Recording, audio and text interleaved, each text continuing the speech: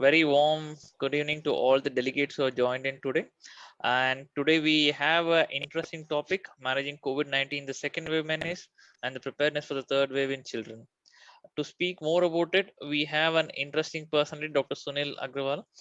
But before that, I'll just take you through the snapshots of what's happening today, the COVID count. Today, the global spread. This is the calendar. We have more than 16.85 crore reported confirmed cases of COVID, close to 35 lakh deaths. 213 countries are reported they have got affected. 190 countries are told they have got second transmissions, and more than 150 countries have still more than 1,000 cases, active cases in their geographical areas. And coming back home to India, we have currently, as this is as per the Government of India Ministry of Health and Welfare, the data as of today morning 8 o'clock, we have more than 23 lakh active cases. The good part is we have more than 2 crore cases who have got discharged or cured, and unfortunately we also have a death rate of almost close to 3 lakhs. The other brighter aspect today, what we are looking from the Ministry of Health and Welfare is we have the good numbers coming in, picking up for the vaccination, and the vaccine count is almost close to around 20 crores. So this is the update on the COVID as of the today from the Government of India. And to talk more about the second wave, the menace, and many more things, we have Dr. Sunil Kumar Agrawal. We don't, sir, doesn't require any introduction because he's been a ardent speaker at various forums. But just a small token of appreciation, I just want to tell him about the brief intro. Sir is Professor of Pediatrics at the MKCJ Medical College, Behrampur. Sir has got wide variety of interest in vaccinology and also into infectious disease and also in pediatric neurology. Sir has got more than 50 publications in the national journals, more than 40 publications in the international index peer-reviewed journals. Dr. Sunil Kumar Agarwal sir is an ardent speaker at various national and international forums. And also he has been awarded plenty of awards, and few to name a few: Dr. Gopal Patnaik Trust Award, Doctor, and also Chikitsa Ratan Award in 2006, Pioneer Award, Best Doctor Award, and many more. And also, he's been an active member of the Indian Academy of Pediatrics, and also across he's been a member across various scientific boards. Sir, without wasting time, with the small brief introduction of yours, the session is yours, sir, for your masterly oration. Yes. Good evening, all. A special thanks to Dr. Krishna, Dr. Manjula Ma'am, and Sakrit and Yogesh, and the total team of HO team from Micro, that is Brown and Buck, and from Odisha, Mr. Praveenji and total team, and Pan India, the total managerial team, and Pan India doctors. I know there are many doctors whom I know they have joined. I have requested from my side also, and some of my students. A very good evening to all of you. I will not be saying so much of things about COVID because last 2 years we are seeing that this COVID menace is continuing. 2020 we started a lot of death, and thereafter in 2021 a lot of death has occurred. The second wave is much more disaster than the first wave, and people are saying that now it is the knocking at our India that the third wave is coming. So this menace has done disaster, devastating situation in almost all countries, and so also in India as well. So why this pandemic? Is there any pandemic before the same, or it is the first time we are viewing this type of pandemic where the flights were closed, the trains were closed, and people are bound to stay in the home? Such a precarious situation which is going on. Really, we in this bag, I am 50 years old plus, we have never experienced, neither we have read this type of thing in our medical science. So if you go back to the history, in short, every 100 years there is a pandemic. 1720, that is few years back, there was a plague pandemic. A lot of death occurred during that pandemic. Exactly 100 years after, that is 1820, cholera.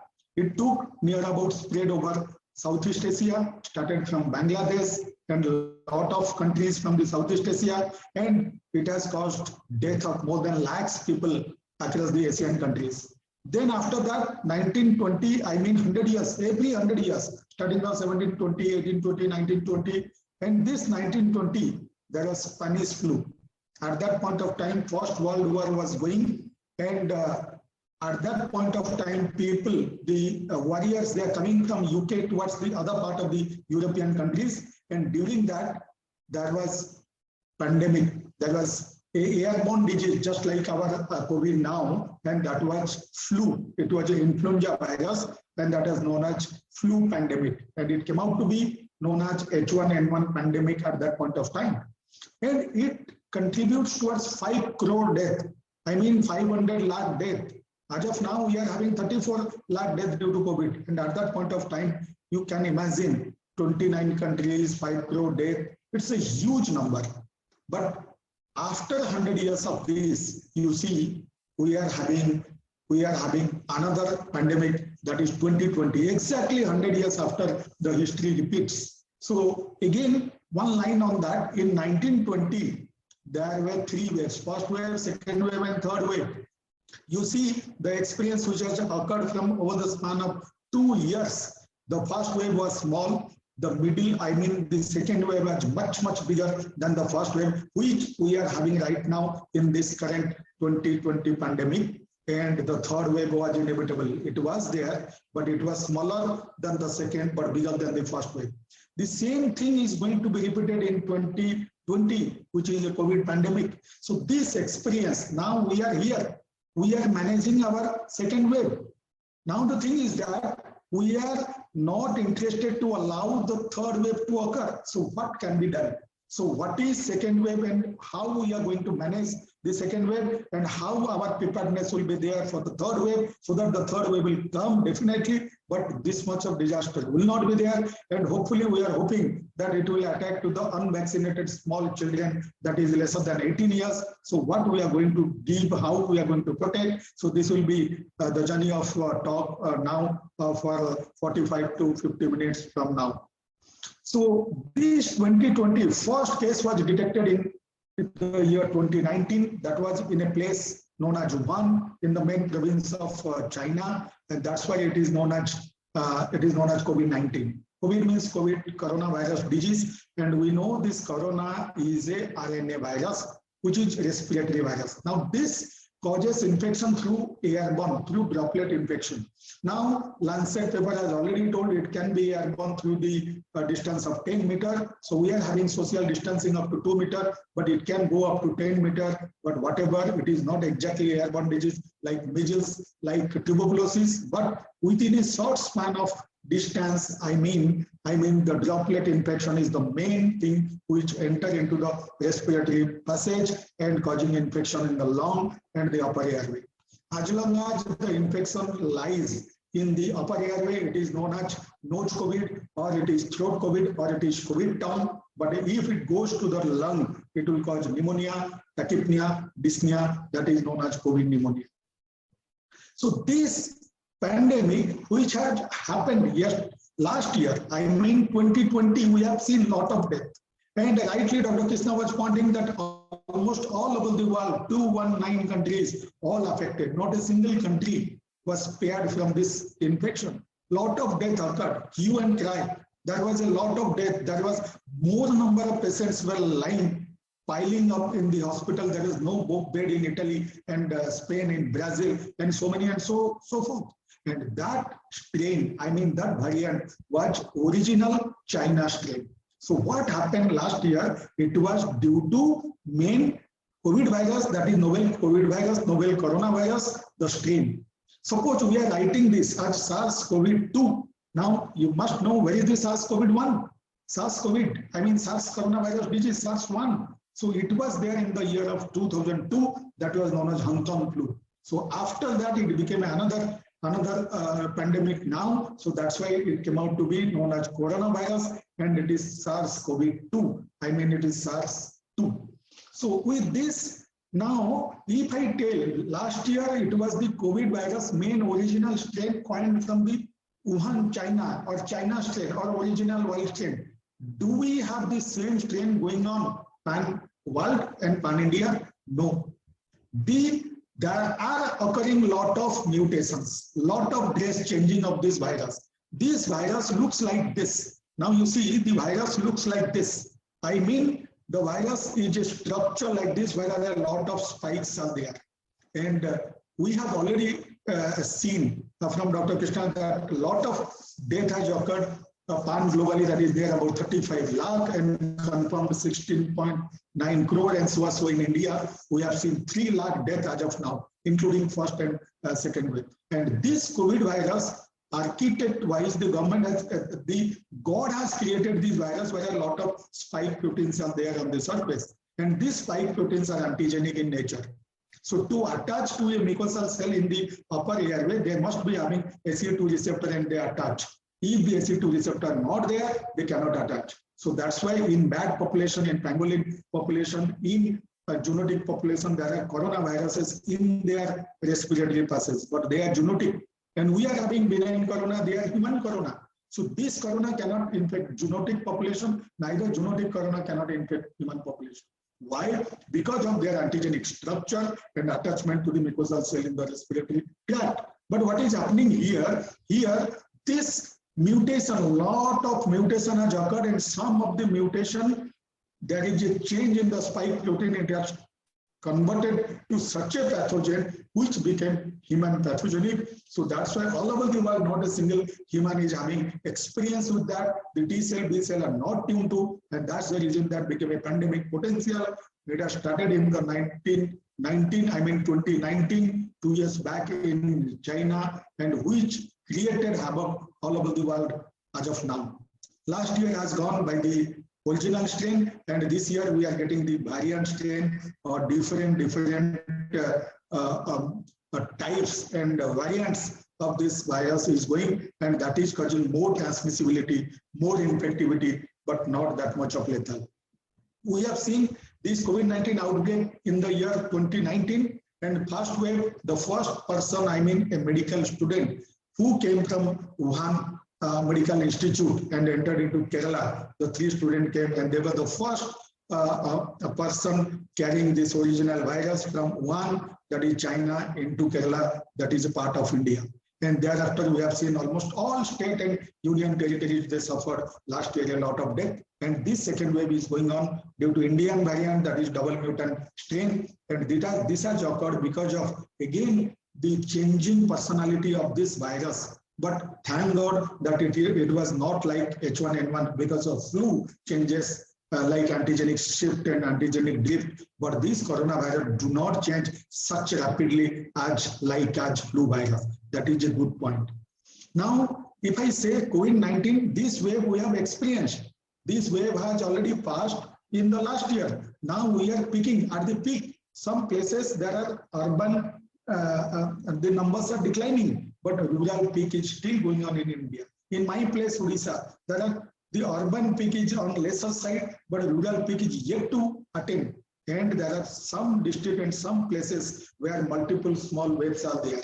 So this second wave is almost the peak has attained in India as a whole, and we are managing this. After this next month, I mean June, July, it will come to the plateau and decline all over the India, and again we will be coming out of second wave, and we have to prepare for a third wave in the month of October and November, that is in the festival season of Durga Puja, and winter is coming at that point of time. We must prepare ourselves how to tackle that third wave. So let's go to the journey that you see, these all are COVID viruses. Suppose I will tell, last time the virus was looking like this. You see the virus color and everything was looking like this. Now they have changed their separate size and color. So everything is just, they are definitely COVID virus. But the thing is that the spike protein has changed. That means these are known as COVID-19 variant of concern. So this variant UK, last year, the second wave was started in the last part of the last year in UK. So that is known as UK variant. Some variant was there in Brazil, that is Brazil variant, California variant, and same so in South Africa variant. So these all variants are famous. Why? Because these are the epidemiologically main variant which causes infection majority in that part of the world. So that's why after UK variant came into the India because of communication, what has happened? This UK variant became the main variant in this year, in the second year.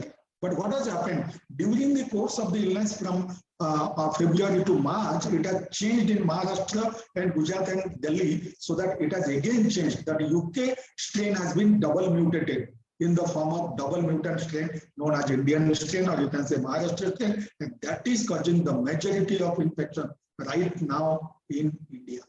And some of the strain of this Indian variant has gone to near about 50 plus countries, including UK. Now UK is preparing how to combat this type of modified UK strain that is known as Indian strain, and they are preparing lockdown, shutdown, everything. Now it is going on in UK.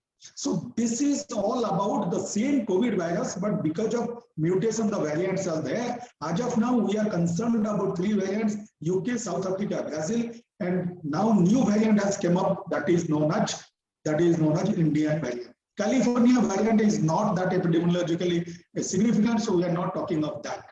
Why? Because these all new variants, they evade the immune system. They evade the T cell and B cell system. So that's why it is difficult that whatever COVID vaccine is available, whether they will be working in them or in the cohort, that will be a questionable.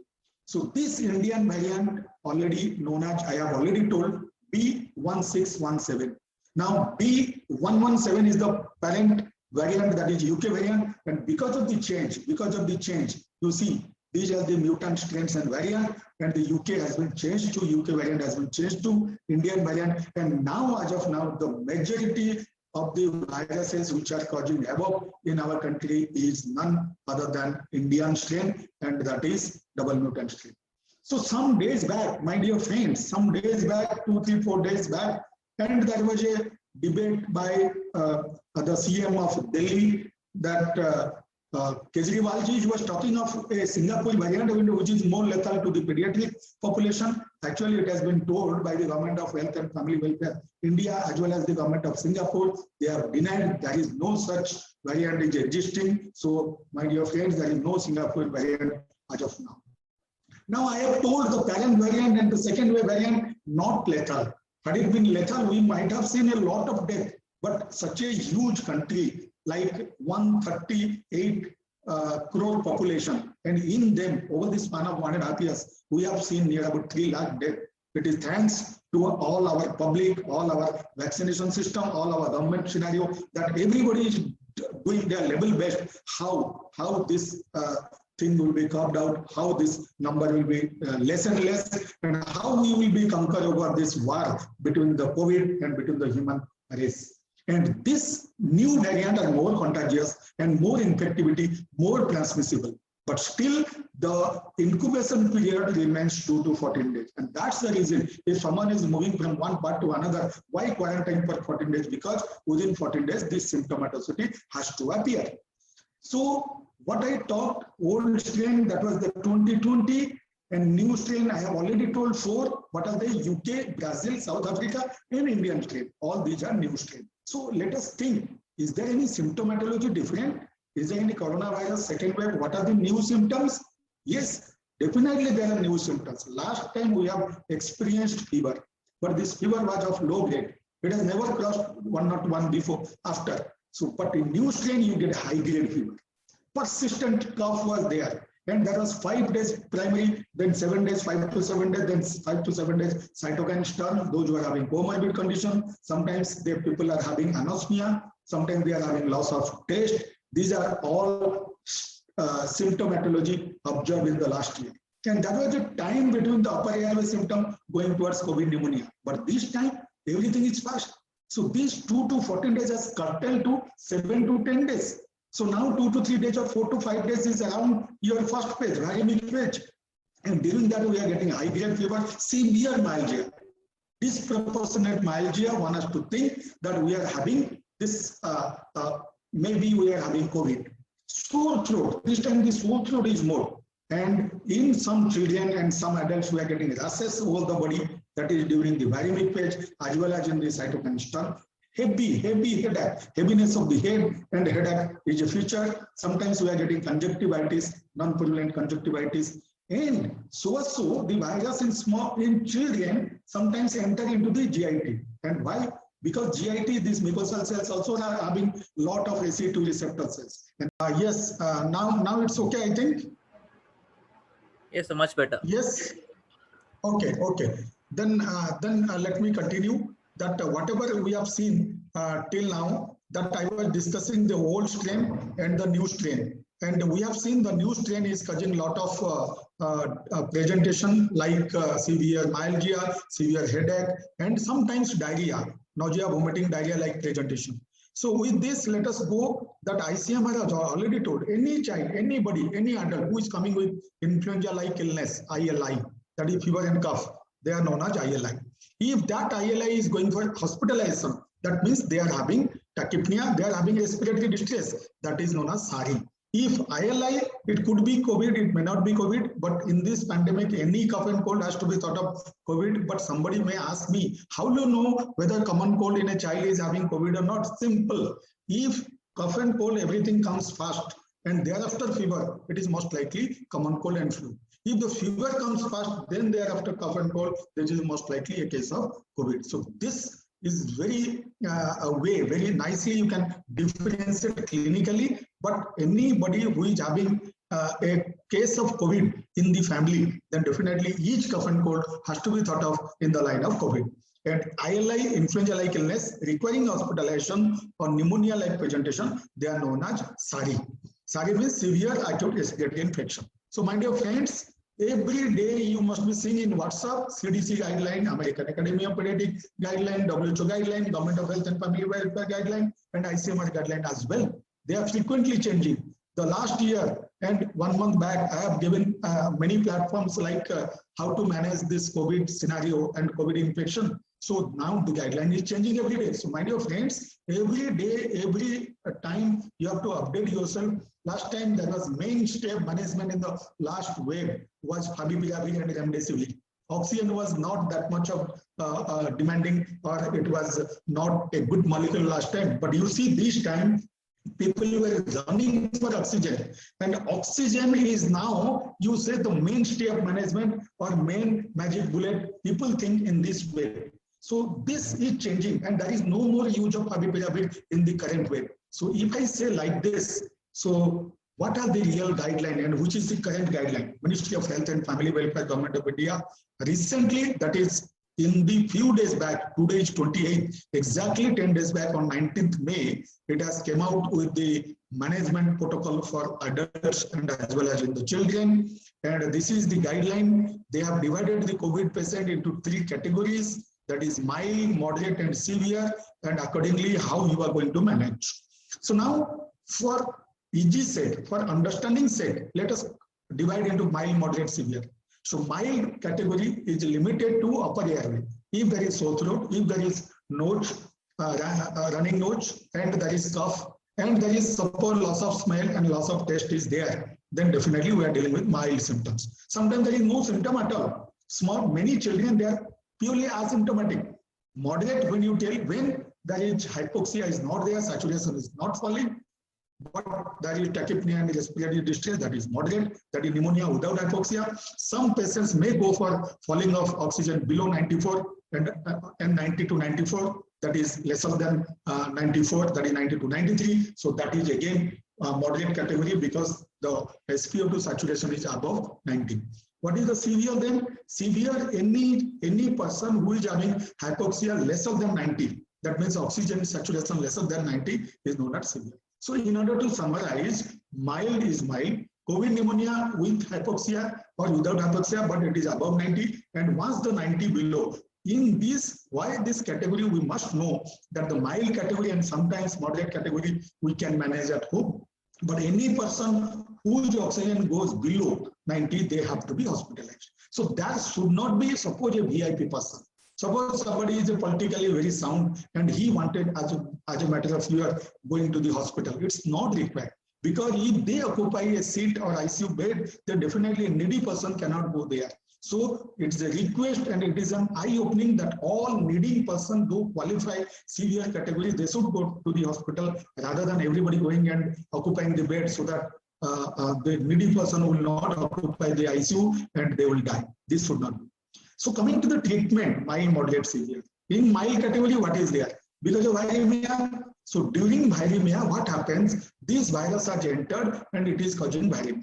So once viremia, there will be systemic signs like fever, headache, myalgia, rash, everything will be there. So you have to decline that by giving analgesic antibiotic. This is choice is 650. But in cases of children, you have to go for 15 mg per kg. And it has to be given 3 to 4 times a day, non-stop, not SOS basis, at least for first 3 to 5 days.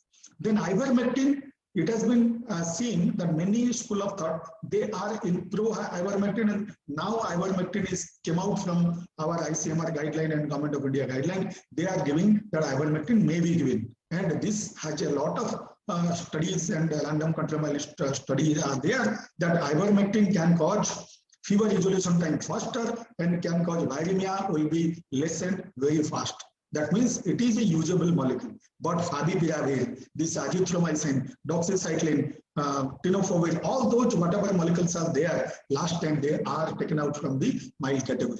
Adequate nutrition has to be given and hydration has to be given adequate. So that has to be taken care. If suppose somebody is having mild symptom, nothing to worry, keep an eye on 5-minute walk, 6-minute walk. If there is no dyspnea, nothing, the category belongs to mild, even if he is having comorbid condition, and that can be tackled by paracetamol, ivermectin, that's all. So is there any study, that is American Journal of Therapeutics, they show ivermectin should be globally systematically deployed in the prevention and treatment of COVID-19. So with this, there are a lot of studies are there, a lot of guidelines are there, a lot of protocols are there, and a lot of ways are there how you are using this ivermectin. So mind your friends, remember ivermectin, the dose is 200 microgram per kg daily once for at least 5 days after food. Then mild symptomatic treatment, in that what happens if within the first 3 to 5 days there is persistence of fever and headache and everything is going on, so you can give inhaled budesonide. This is new entry.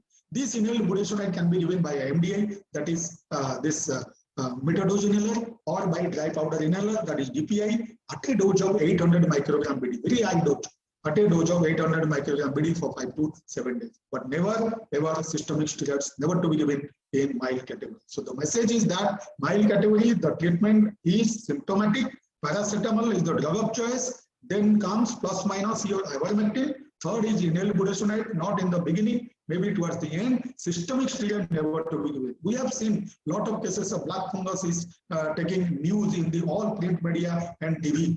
So why this is happening? Because of irrational use of steroid, starting the steroid from the first category and continuing for even days together, weeks together, in those cases of uncontrolled hypoglycemia, having immune system very low. So that is causing the opportunistic infection fungus that is waiting for that. There are a lot of multifactorial, but this is unjudicial use of steroid is one of the best factor for inviting the black fungus or mucormycosis.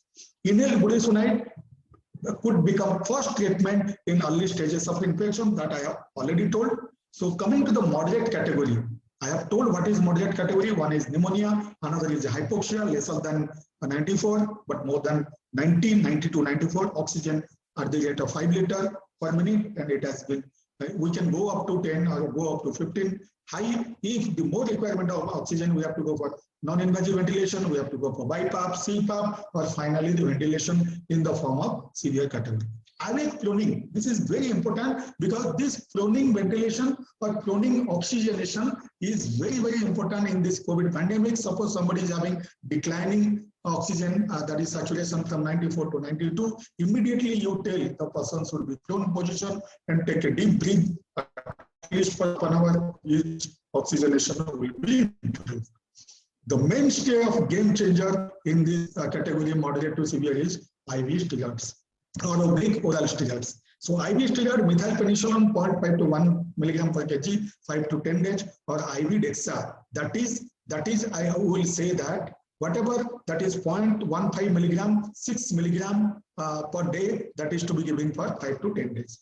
And as well as we all know, COVID is famous to cause COVID vasculopathy, and that is COVID clotting. And it has been seen the clotting is much, much more than your Covishield vaccine. That means Covishield vaccine can cause clotting to the rate of 0.4 per million, but whereas COVID infection per se can cause near about 40 per million. So in order to be protected. We should go for the vaccine, not to have this disease. Empiric antibiotic, if there is COVID pneumonia along with superadded bacterial pneumonia, we have to go for antibiotic. Close monitoring has to be there. So in order to summarize, two things are important. One is your steroid, another is your low molecular weight heparin, that is enoxaparin, 40 milligram per day subcutaneously it has to be given.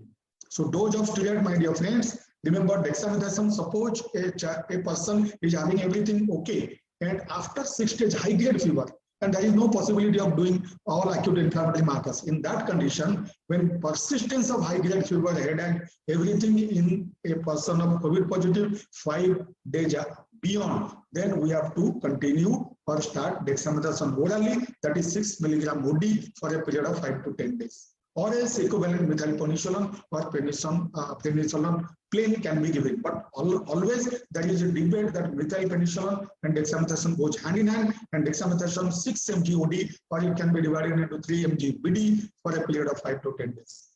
So coming to the management of severe, who are the severe? So they are multi-organ dysfunction, or they are having saturation falling beyond 90. So in them, oxygen support has to be there. IV methylpenicillin 1 to 2 milligram per kg, or IV Dexona, that is 6 milligram BD for a period of whatever dose we have used, double the dose. IV remdesivir. So there are a lot of debate. Now people, particularly in UP and Maharashtra and Haryana and Delhi, they were running from pillar to post to get a remdesivir.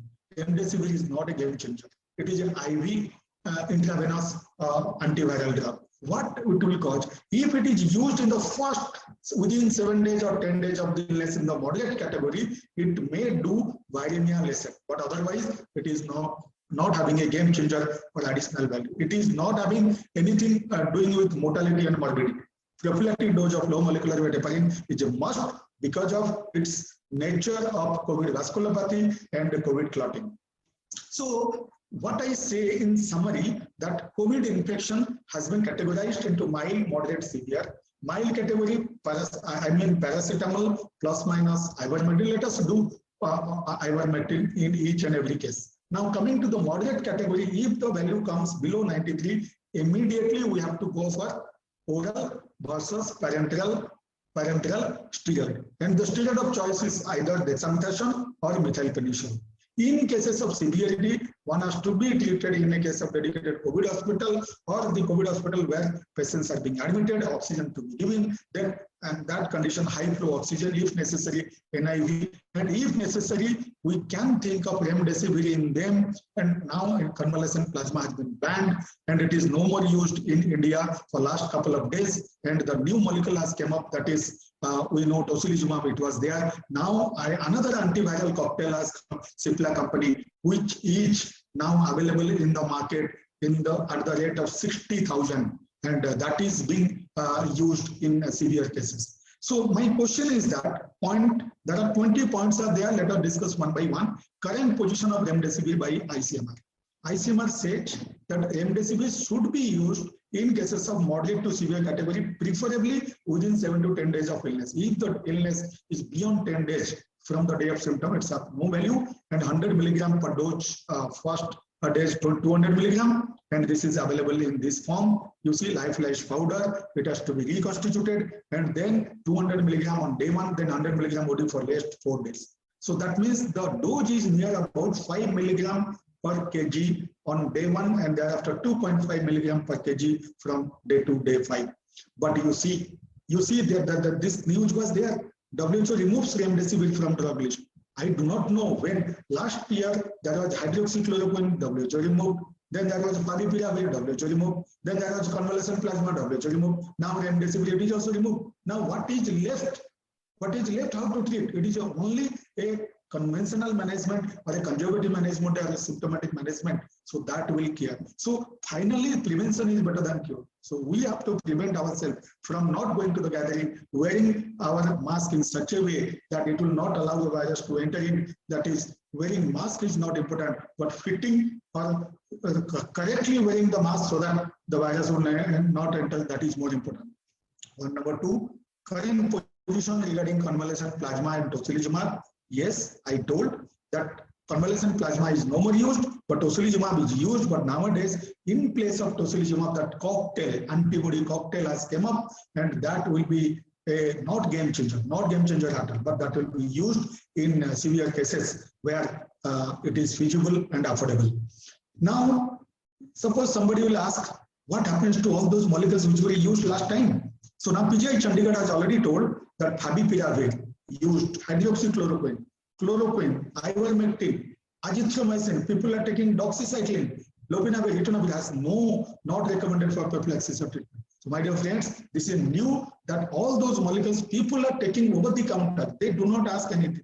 They know the protocol or WhatsApp-like message, and this information is going on that once positive, you start with multiple vitamins and zinc and vitamin C and everything. Yes, they do work. You can take vitamin C 500 mg OD. You can take zinc 20 to 50 mg OD with a multivitamin. They will motivate your immune system to better way so that you can tackle the viremia in a better way. Plasma therapy is not at all recommended in the second wave by WHO, and that has been followed by our ICMR few days back. So if needed, CT scan of the lungs to be done between 5th to 7th day. Otherwise, report may be misguiding. So suppose a mild case, you go for CT scan, HRCT, there is no benefit. So HRCT never to be done that between or in the early part of the illness. If suppose the patient is admitted, then only the question of HRCT. So my dear friends, HRCT in the first duration of the illness has no value. In the first week of infection, in case of fever, paracetamol should not be taken SOS. So my question is that paracetamol should not be taken SOS, but regularly in 6-hourly interval, it has to be taken for initial 5 days. So initial 5 days, 3 to 5 days, if you are giving paracetamol around the clock, either 8-hourly or 6-hourly, it will decline the inflammation and the patient will be better. But after 5 days, if there is a need, high grade of fever is there, well-beingness is not there, then we have to think of steroid use at that point of time. If condition worsens in the second week without wasting the time treatment with steroids in consultation with your doctor. Steroid never to be given without consulting a doctor, and that is the point. And my dear friends, you must remember that in that point of time, 5 days plus, once paracetamol is not working, and thereafter you have started inhale budesonide 800 microgram BD for a duration of 3 to 5 days, still it is not working, that is the right time to start steroid along with anticoagulants. So steroid treatment is the most effective way of treating lung infection or COVID pneumonia. Proning is now officially approved method of improving oxygen level. That I have already told that any point of time the patient is desaturating, it is always better to tell them to go for proning. And now the proning ventilation has been done in this scenario, and people are doing well with that. So that is a threat that the third wave is coming, because the third wave, by that time, many of the person more than 18 years will be vaccinated. Now the unvaccinated cohort will be the lesser than 18 years, and they will be suffering from the disaster that is COVID. So get ready for the wave of MIS, multi-system inflammatory syndrome in children. So what will happen because of the COVID vasculopathy?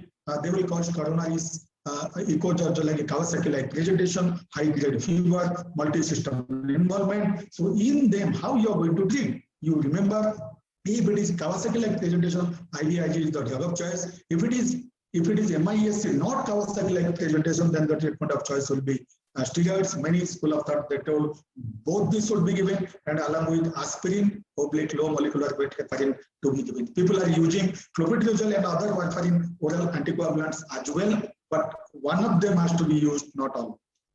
So must do. What we have seen that many children, they are coming, because I am a pediatrician, that they are coming that during this lockdown they have gained weight 5 kilo, 10 kilo, like that.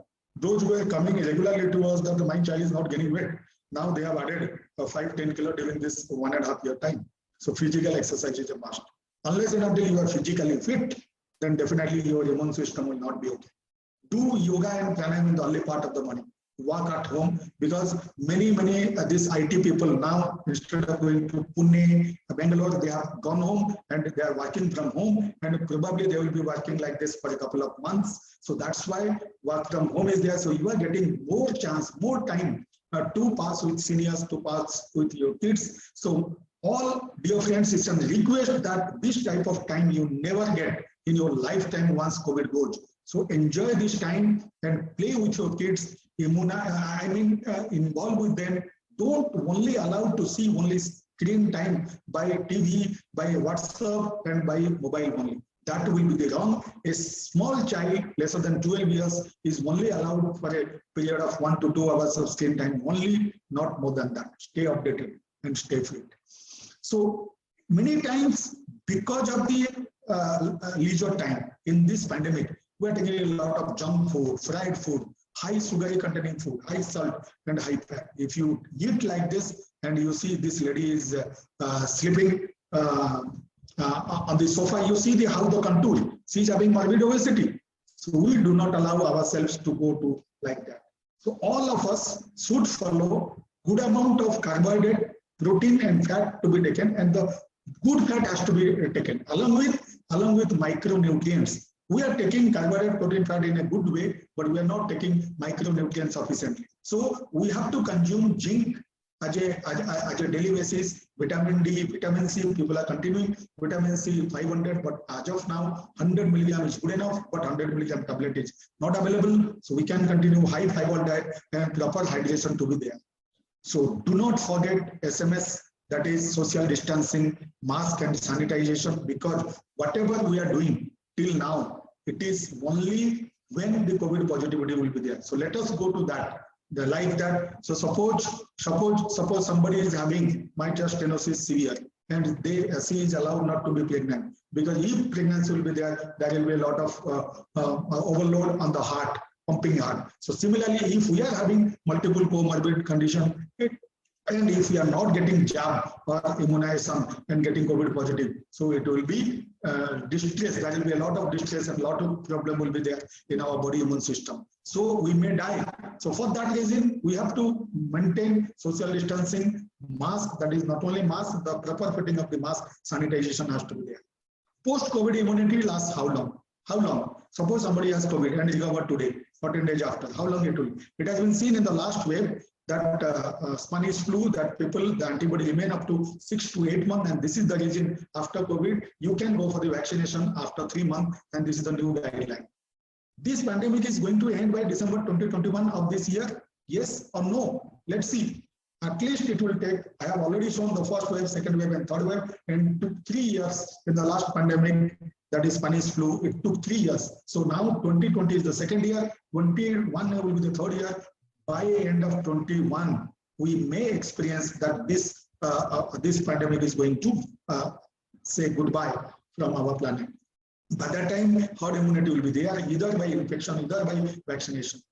So people are saying that today there was a news by the government that the Sputnik V is the vaccine which will be available as the third vaccine, which is manufactured by the US and not US, Russia, and it will be manufactured by DRL, Dr. Reddy Laboratory in our country, and that will be used on a payment basis. The cost is 995 and 200 extra, that is 1195 will be the cost. But as of now, whatever today it is available, that is Covishield from the Serum Institute, Covaxin from the Bharat Biotech, 90% the stock is from Covishield, and we are taking, right now in our Odisha, the only Bhubaneswar people, they are getting Covaxin, and the rest part of Odisha having 4.5 crore population, we are having Covishield. So now if I say like this, individual having COVID positive, when to go for the vaccine? Already I told. If suppose somebody is having COVID positive, he is having antibody up to the period of 6 months to 9 months. So it is better to wait for at least 3 months to go for the COVID vaccination. Can we vaccinate during pregnancy and lactation?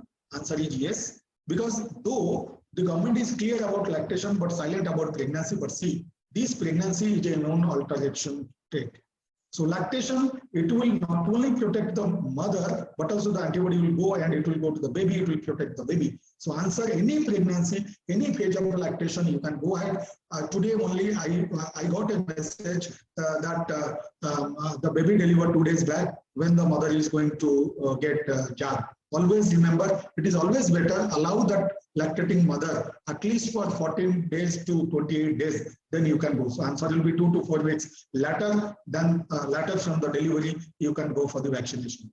So is it a reality that when COVID vaccine for all? Yes, it is to be a reality, but not now. because we know the Canada has started vaccination beyond 12 years. Next country, US, again beyond 12 years. The third country, UAE, they have already started beyond 12 years.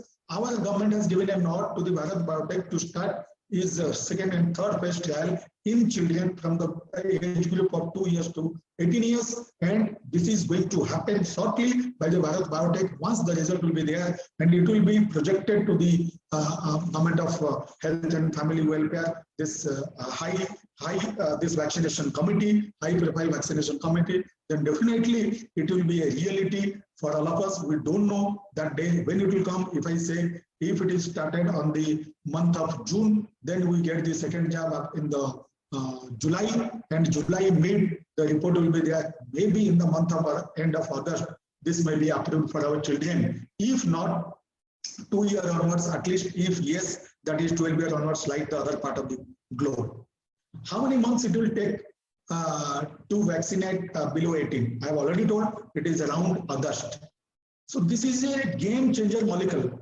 Now I know little about this DRDO molecule, that 2-deoxy glucose, and it is an anti-COVID drug, but it has been allowed to be used in cases of only which group? Moderate to severe group. And moderate group, particularly those who are having on oxygen, if they are consuming these 2 sachets are there. One sachet will be having the cost of 999 rupees. That means 1,000. So one sachet BD for 5 days. This is the protocol, and it will be available in the mid of next month. I mean June. And now it is there with the Dr. Reddy Laboratory. Again, they are producing in good number, and it will be supplied to the AIMs across the country. All AIMs country, and now they are doing the trial. Once that will be ready, particularly this will be used, but we do not know, the time will say whether this will be a game changer or not. And this molecule has been invented by our one Indian scientist from PHU. So thanks to them. And this molecule, but one concern, this is not to be used in the mild category and to the non-COVID patient. Otherwise, it will cause harm, because all of our cells, they need glucose for the metabolism.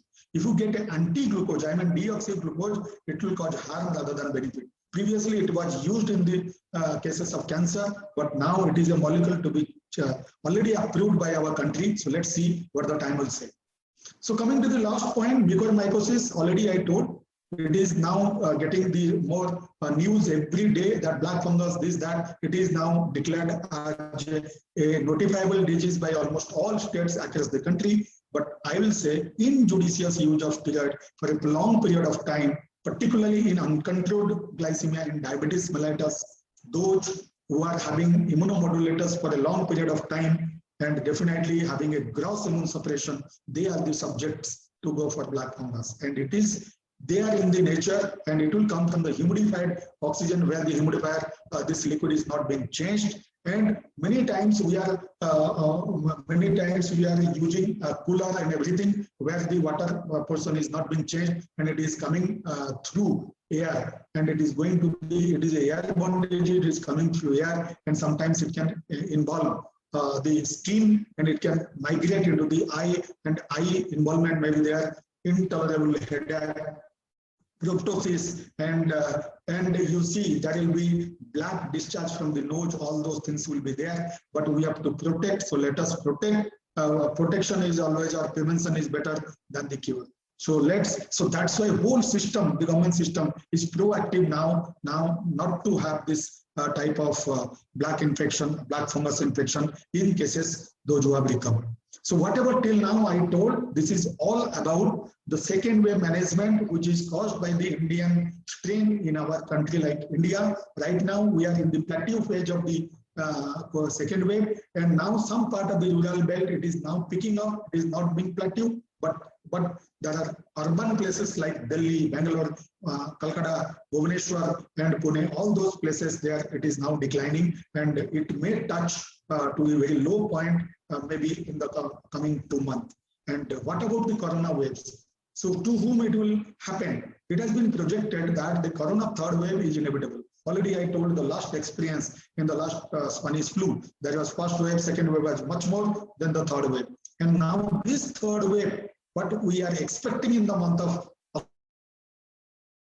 October and November, that will attack to the children. Why? Because they will be the unorganized cohort. rest part of the 18 plus will be getting at least 1 or 2 jab by that point of time. So if we are having the nod from the Government of Health and Family Welfare to use this vaccine in the month of August, then definitely August, if it is a reality by August or September, so September, October, so before third wave, we can immunize, then only it will be a reality. I hope the high profile committee of immunization of COVID immunization of our country may approve this vaccination at least from 12 years onwards, so that if we can jab, you can give the injection before the third wave, definitely we can save many children from our India.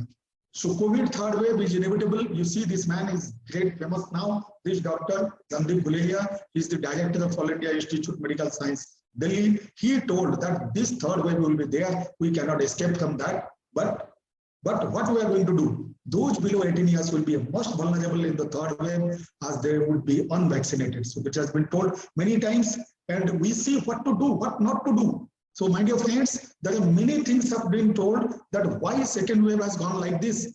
In India, there was Kumbh Mela. In India, there was election. In India, there was, nobody thought that the second wave will be to a high magnitude, or such a sky high magnitude. That was never nobody thought. So we all Indians have declined our health guard regarding COVID guard, so that we suffered a lot. So there should not be any political rallies. There should not be any election in the coming days. Kumbh Mela, no question. Marriage festival, there should not be any marriage festival. No thread ceremony. If at all it is there, 2 or 3 persons from the family, and it is an opportunity, the family can have this type of thing with a very low cost. Suppose the male and female are going to marry, then definitely at a low cost possible, and this opportunity will not knock again in the next year or next to next year. School and colleges should not be open by this time, because the third wave is knocking at the smaller age group. So that's why group match should not be there by the children, and group play should not be there. Do not allow the kids to go out. If at all more than 2 years, they should be wearing a mask. They should go out. What are the things to be done? What are the things not to be done? I told. What are the things to be done in order to prepare ourselves for the third wave, not to be that disaster? In-house play. So children should play. Suppose there are 2 kids, they should play good enough and exercise. That will be their exercise. They are eating, but that will be their expenditure. So that additional ATP will not be, calorie will not be accumulated in the form of fat. Balanced diet. I have already shown low fat, low sugar, and low fat, low sugar. And you see, this bad fat is not allowed. The junk food has to be declined to maximum. More than 2 years, they can use mask. Age appropriate vaccination. Suppose somebody is due for 10 years booster, he should go for, but may not be during pandemic, that peak. Once the peak is over, they can go for the hospital and the vaccination point, not for the COVID vaccination, but for the routine immunization. That is from the UIP and API panel. Let us give fruits and green vegetables in a good quantity, good amount of water to be given.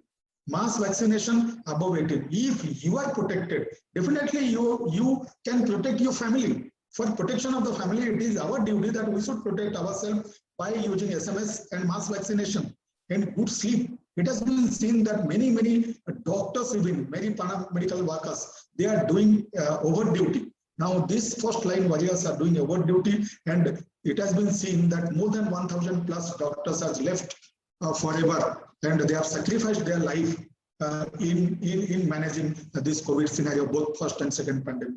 So I mean the first and second wave in the pandemic. So this is a very precarious situation. We never know, but we are the first line warriors. At the cost of our health, we are going to manage the public, manage the local people, manage the community people. So that's the reason we have to protect ourselves by taking the jab. And almost all first line warriors have taken 2 jabs in the beginning, that is first January and February with the 4 weeks jab. But later on, the gap has been changed in case of Covishield, that is 12 weeks. But whatever, that is one, and we should not low down our guard. That means the COVID guard should not be low down, so that the virus should not take a chance to enter.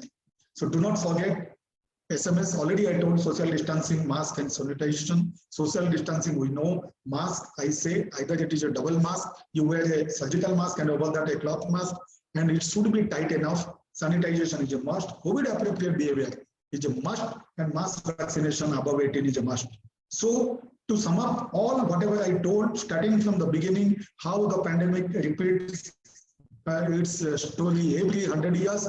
Now we are in the second wave of pandemic, hoping the third wave, and we are interested the third wave should not come. Whatever mistake we have done for the second wave to occur, the same mistakes should not be done for the third wave. So let us go with the final message like that. Any fever in this pandemic, let it be a child or let it be an adult, if the child is more than 2 years, should be isolated first. First isolate color, then go for testing, then go for the mild symptom management and symptomatic management. Mild, only paracetamol or amoxicillin for 5 days, ivermectin for 5 days, inhaled budesonide at the end of 5 days if the person is not responding. In spite of that, the person is not responding, then we have to go for game changer molecule, that is oral steroids or oblique parenteral steroids. Moderate Dexona 6 mg BD and severe 6 mg BD and moderate 6 mg OD.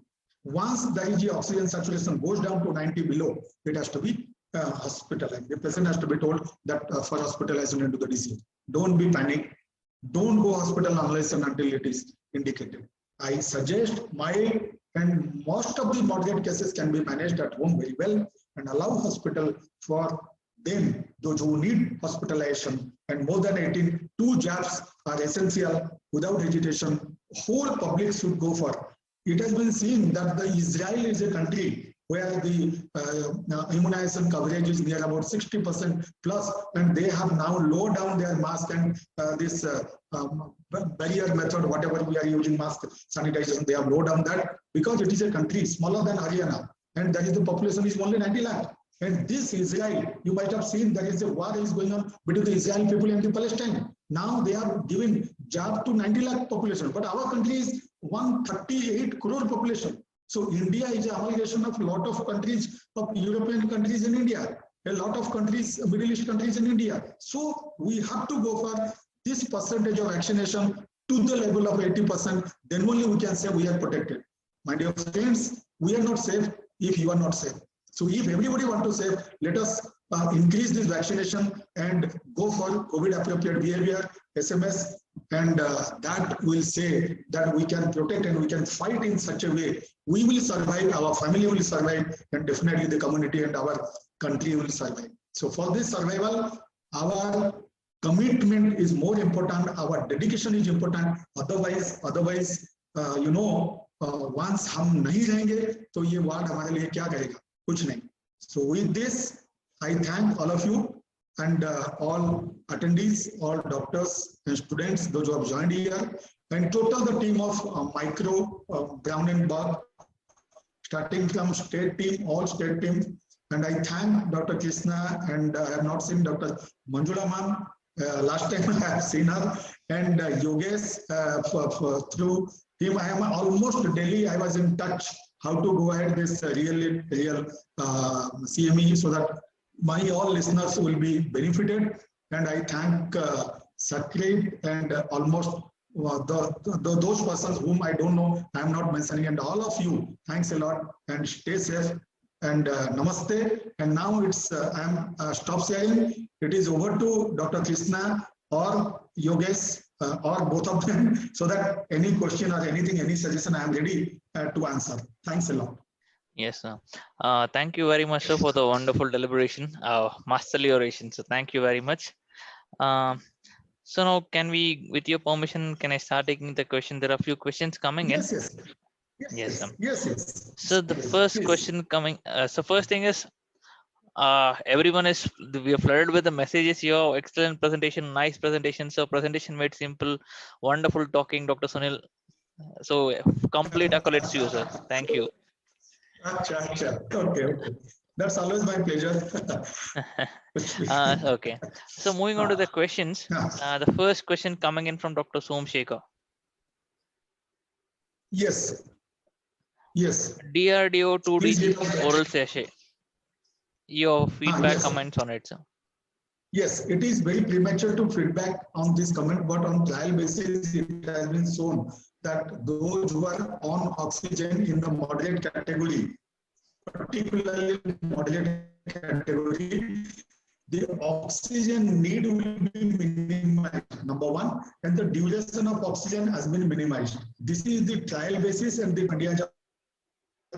already approved our DRL people, I mean Dr. Reddy Limited, to go for massive production, and they have prepared almost, they have told that 50,000 sachets will be manufactured from them per month wise, but it will not be pan-India distribution to the open market. They will be giving to this particularly AIIMS or some government hospital like that, some rule and regulation will be there, and this will be costing around 1,000 rupees per sachet, that is 999. So altogether, one sachet bidding for 5 days in the moderate category, where the need of oxygen will be lessened and recovery will be faster. Why? Because in the cell, the multiplication of the COVID virus need glucose. If this glucose enters, which is not a glucose, this glucose mimic enters, the multiplication will be virus cannot multiply. If the virus cannot multiply, the cytokine storm, everything will be stopped then and there. So from that category, because mild category, your immune system is good enough to fight with the virus. But in moderate category, there is a chance of going to cytokine storm, there is a chance of hypoxia, there is a chance of needing oxygen for a long period of time. So because it is to be given orally, but a severe patient who is ventilation, you don't give anything orally. So that's why it has been seen in moderate to severe cases, whatever result they have shown, that the needing of oxygen and your duration of oxygen therapy has been minimized. But I am not sure once it will be utilized by all of us in our hospital, in dedicated COVID hospital, the time will say whether it is really that is a game changer or not. If that is a game changer, I am sure in this COVID, India will be at the top of the world, because this type of molecule came out by our own scientists, that is from DH. So the time will say. Okay, yes, Dr. Thank you, sir. Thank you. So next question, going on to the question from Dr. Rajiv. Zinc and black fungus, any contraindications, sir? Yes, it has been seen that there are stories like, I will tell you, the black fungus is not by one entity. That is, people tell diabetes hona chahiye, uncontrolled diabetes hona chahiye. Agar kisi blood sugar 300 hai, during COVID it goes to 500 plus, 600 plus, and they are put on these steroids which are glycinogenic, and they cause much more sugar level, and that's the reason once they go out with a long duration of steroid, they'll end up with black fungus. But I will say it is a multifactorial. Even if in a non-diabetic person, though the percentage is less, but a severe immune suppression due to some condition, prior comorbid condition like chronic liver disease, chronic renal disease, like HIV, like immunosuppressive therapy, all those people are more at risk of opportunistic infection for that. Your question about zinc and this high level of zinc will be a directly proportional to black fungus infection. So that's why now probably people, and I also personally feel whether zinc to be taken in daily basis or not. India is a pan-India. It has seen the zinc level in us is on a lower side. Many years together, you will not have zinc toxicity. But here the question is that with that you are giving a fuel for the black fungus. But it is to be thought in that condition where the steroid is used unnecessary. Otherwise getting this type of black fungus is rare. So my answer is that zinc and black fungus is related directly to the person. So that's why if those who are having low zinc, really they may not have black fungus, because black fungus need zinc to survive. Fine, sir. Thank you. Yes, Dr. Krishna. Yeah. So next question coming in from Raghavendra Gopinath. Oseltamivir in the management of COVID, does it have any role? Your experience or your views on that same? Oseltamivir. Yes, my experience is that we had my experience is that we have only one barrel used last wave left to be used in mild with comorbid. There are two categories: mild without comorbid, mild with comorbid. So if suppose somebody belongs to mild with comorbid, for an example, diabetes, lung disease, renal disease, all those comorbid with mild, they should be using this. And this was a placement in the mild category. No question of favipiravir in the moderate and severe, because that's severe.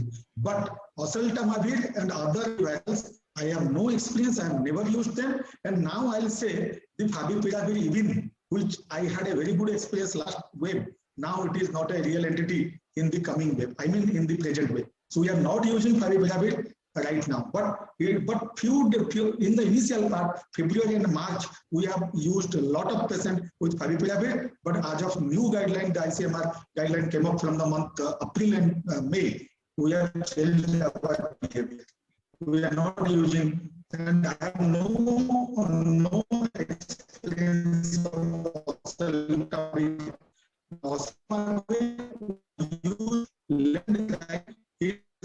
flu. That was H1N1 flu.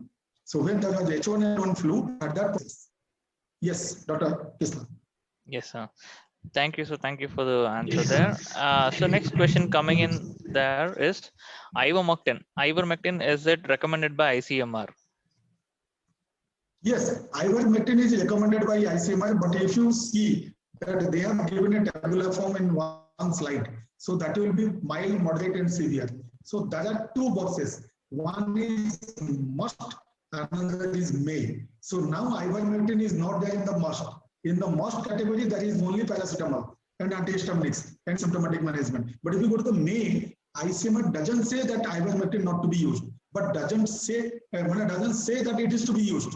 Neither say that it is not to be used. So that means it is made it can be used. So that's why I feel ivermectin is a full proven molecule and there is no harm in using, and particularly my sense that whenever we are getting a positive test in the mild category, we are not able to give ivermectin because something is better than nothing. WHO has deleted from the mild list, and as well as your CDC has deleted, but India not deleted, but it is there in the guideline, but not in the most area, but in the May.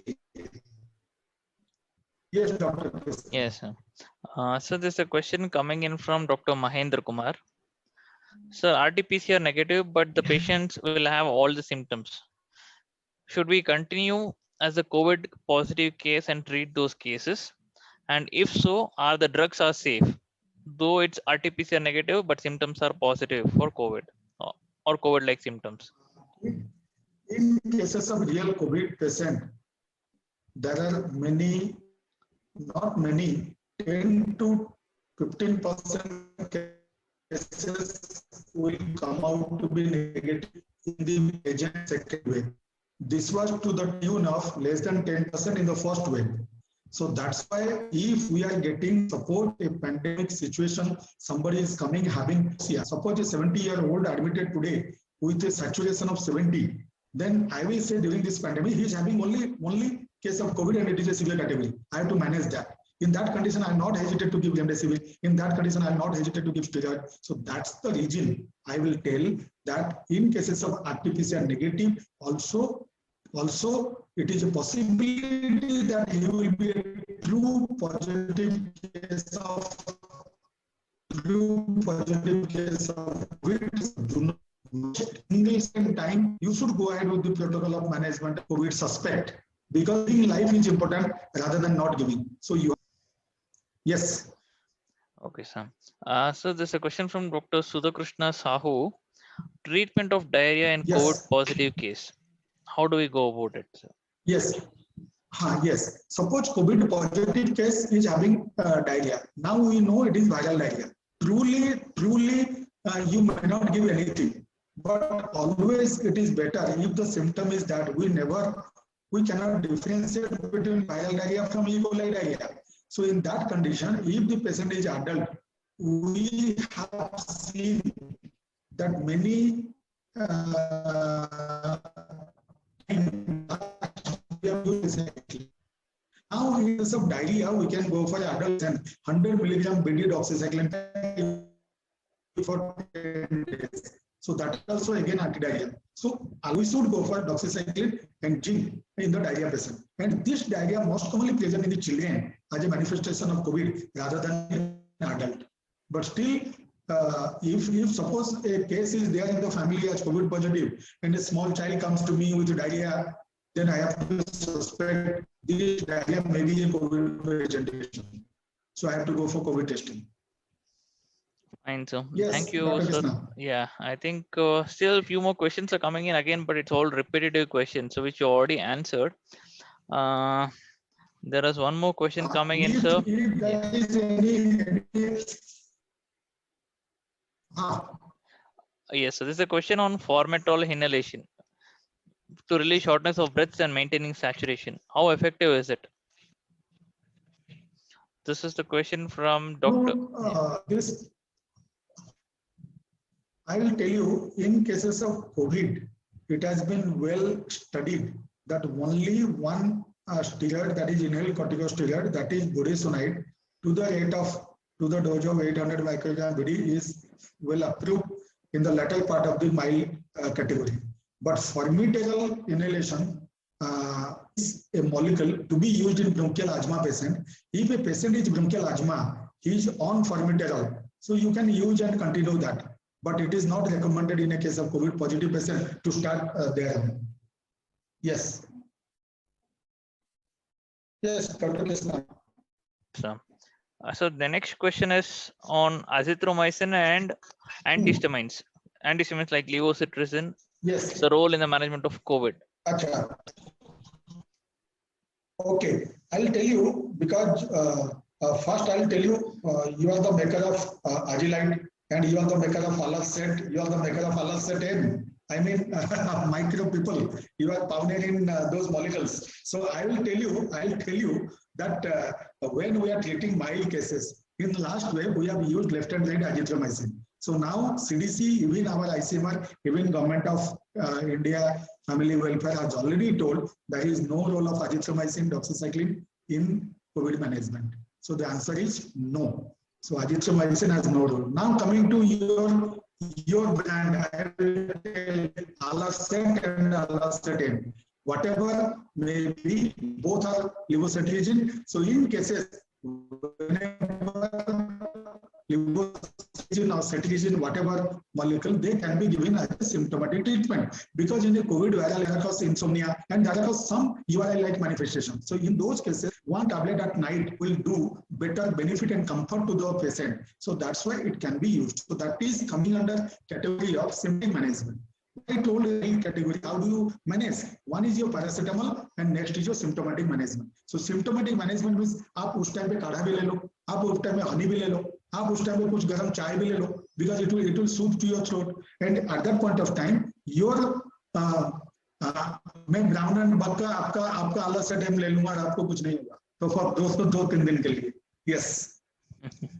Thank you, sir. So this is the questions from the doctors there. I think we're coming to the end of the questions. Yeah. So there's one more question. I think this should be the final question, I guess. This question is from Dr. Srikanth. Yes. Sir, have you come across any vertical transmission in neonates? Yes. This virus is studied. That is, there is no report except few. I'll tell you 1, 2, 3 like that only in the world literature that they have found out there is a vertical transmission in negligible, I can say rare of the rare cases. It has come from a mother to baby, but otherwise throughout world till now vertical transmission is not there. Not there. I never came across with that. Whenever baby is born from a mother who is having COVID positive, baby is sterile as regard to COVID is concerned. But COVID positivity starts again by a droplet infection from the mother nose to the baby nose. And that happens after day 1, after delivery or day 2. So that's why we have to see before discharging a normal delivery, 2 or 3, some school of thought they say if the baby is symptomatic, you go for testing. If it is not symptomatic, you may not. So in that condition, if baby, even if the baby is symptomatic 7-8 days having cough and coryza, maybe due to from the mother, not from the vertical transmission. It is again from the horizontal transmission from the mother to the baby. But theoretically, in Odisha, our KIMS Dr. Nirmal Mahakut, so they have presented one paper that they have got one case of vertical transmission, but the message I want to give to my audience that don't go by that version. It is not hepatitis B-like virus. It is not HIV virus which comes from the placenta to the baby. It is not that. It is a respiratory virus which comes from the air. So that's why airborne is the answer. So vertical transmission is not there. We have to go with this. Fine, sir. So Yes. thank you, sir. I think we are at the end of the questions there, and it's been a very long session, and you made the things complicated things very much easier with your beautiful presentation, and your straight away one-line pointers. Thank you, and our boxes are completely spam with plenty of messages, congratulatory messages to you, lucid presentation, and very nice talk, excellent. All these words, sir. Lots of accolades to you. Thank you, sir. Thank you for making it very simple to the audience, delegates joining in here, and thank you for answering all their questions. Thank you, sir. And it's over to Sureka and Yogesh now. Yogesh? Yeah, Yeah. Dr. Krishna, I'm there. Sir, thank you so much. Thank you, sir, for the wonderful presentation. We can see many positive responses. Also, sir, I'm sure the information which you have shared will benefit to all the participants. And I would like to thank you all the doctors. They have given you their valuable time to us and attend this webinar. And again, thank you to Dr. Krishna to be with us. And last but not the least, I would like to thank you, my field colleagues, for their enthusiastic participation and to make this webinar a good success. We can see close to more than 280 doctors attended this webinar. So thank you all once again. Thank you so much, sir. Yes. Now I think Sureka is going to tell. Yes. Yes, Doctor. It Yes, was please. wonderful, simple. Really wonderful session, sir. Thank you so much. And you have taken all the questions and made it very clear and simple to the audience. Thank you so much for your wonderful presentation, sir. Looking for more, sir. Sure. So my last line, I will tell. Can I Yogesh and Dr. Yes, sir, Krishna? please, sir. Yes. Yeah. So my code of from my code of heart, I can thank Yogesh mostly because I do not know till now. It was from the micro, one side Yogesh and another side Sunil. So we are interacting, and the middleman was our Odisha colleague, that is Praveen ji, because Praveen Bera, he must be here and listening. And I thank whole team of micro, starting from Dr. Krishna and Dr. Manjula Madam, if at all she is there, Sureka and Yogesh and Sakret, everybody. So I thank a lot to all of you and all doctors, starting from a small age to higher age, seniors and juniors, and my colleagues for joining this. It is always sharing knowledge is always better. And this COVID pandemic is really a new scenario we have never experienced.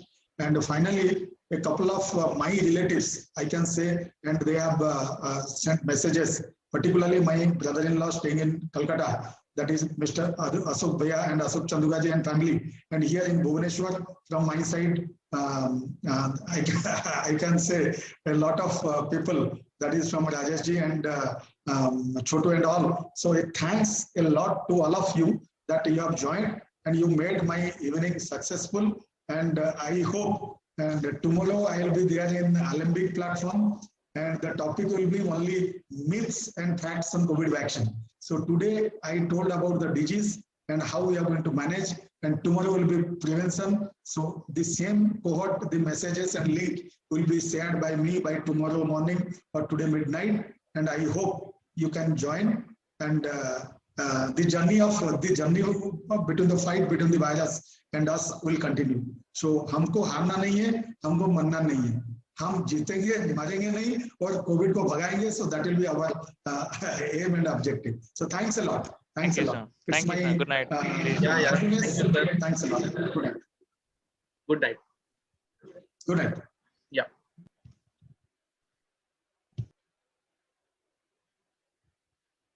Recording stop करना है, Sakrit. Yeah. Thank you, Dr. Krishna. Thank you. Good night. Yeah, good night.